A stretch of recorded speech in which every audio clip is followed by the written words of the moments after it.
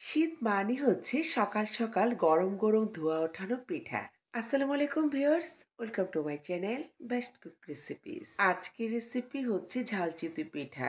একই সাথে দুটো টেস্ট পাবেন, এক্সট্রা করে ভর্তা তৈরি না করলে চলবে। তো চলুন পুরো প্রসেসটা দেখে নিচ্ছি।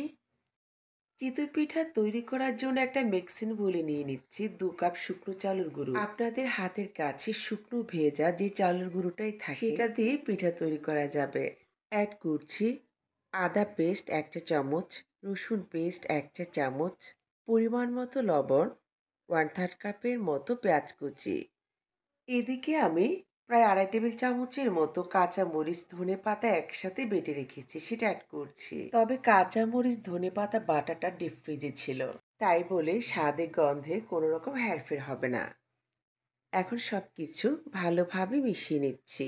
এখন অ্যাড করছি হালকা গরম পানি। পানিটাকে এমনভাবে গরম করতে হবে যেন আঙ্গুলটা ডুবানো যায়। কোনোভাবেই উত্তপ্ত গরম পানি দিতে যাবেন না। আমি অল্প অল্প পানি দিব আর মিক্সড করতে থাকবো। ওহে ভালো কথা, পানিটা কিন্তু একবারে দিতে যাবেন না, তাহলে পিঠার ব্যাটারটা পাতলা হয়ে যেতে পারে। পিঠাতে সুন্দর কালারের জন্য অ্যাড করছি সামান্য পরিমাণে গ্রিন ফুড কালার, তবে এটা সম্পূর্ণ অপশনাল, ভালো না লাগলে স্কিপ করতে পারেন। এখন নেড়ে চেড়ে সবকিছু ভালোভাবে মিক্সড করে নিচ্ছি। ব্যাটারটা খুব বেশি পাতলা হবে না কিংবা খুব বেশি ঘন হবে না। দেখিয়ে দিচ্ছি পিঠার ব্যাটারের ঘনত্বটা। এখন ব্যাটারটাকে ঢেকে রাখবো 10 মিনিটের জন্য। 10 মিনিট পর ফিরে আসলাম। এদিকে একটা মাটির খোলা বসিয়েছি। খোলাটাকে ভালোভাবে গরম করে নিয়ে একটি নেটে সামান্য তেল দিয়ে ব্রাশ করে নিয়েছি। এখন পিঠার ব্যাটার দিয়ে দিচ্ছি। তার আগে পিঠার ব্যাটারটাকে ভালোভাবে নেড়ে চেড়ে তারপর দিতে হবে। চুলুর আঁচ মাঝারিতে রেখে পিঠাটাকে তৈরি করতে হবে। এখন ঢেকে দিচ্ছি। 2 মিনিট পর ঢাকনাটাকে তুলে নিচ্ছি। আমি কিন্তু ঢাকনাটাকে চেঞ্জ করে নিয়েছি, আপনারা দেখতেই পেয়েছেন। এখন খুন্তি দিয়ে দেখতেই পাচ্ছেন খুব সহজেই পিঠাটাকে তুলে নিচ্ছি। ওই যে সামান্য তেল ব্রাশ করলে পিঠা কিন্তু সহজে উঠে আসে। দেখতেই পাচ্ছেন অসংখ্য ছিদ্রযুক্ত ঝাল চিতই পিঠা। পিঠাটা কতটা সফট হয়েছে। এখন আবারও খোলাটাকে মুছে নিয়ে 1 চামচ পিঠার ব্যাটার দিয়ে দিচ্ছি। আমার রেসিপি যারা ইউটিউব থেকে দেখছেন, চ্যানেল সাবস্ক্রাইব করে পাশে থাকবেন। সবার আগে নোটিফিকেশান পেতে হলে পাশে থাকা বেল বাটনে ক্লিক করে রাখবেন, তাতে করে ভিডিও আপলোড করার সঙ্গে সঙ্গে পেয়ে যাবেন।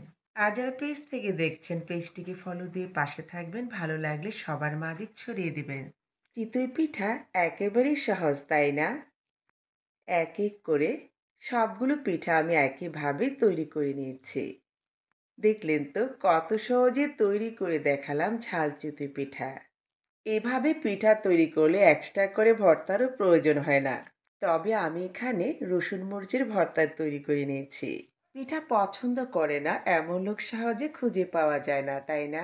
শীতকালে সকালের নাস্তা হিসাবে আমার মনে হয় সকলের পছন্দ পিঠা। শীতে সকলের গরম গরম ধোয়া ওঠানো পিঠা হলে আর কিছুর প্রয়োজন হয় না, তাই না?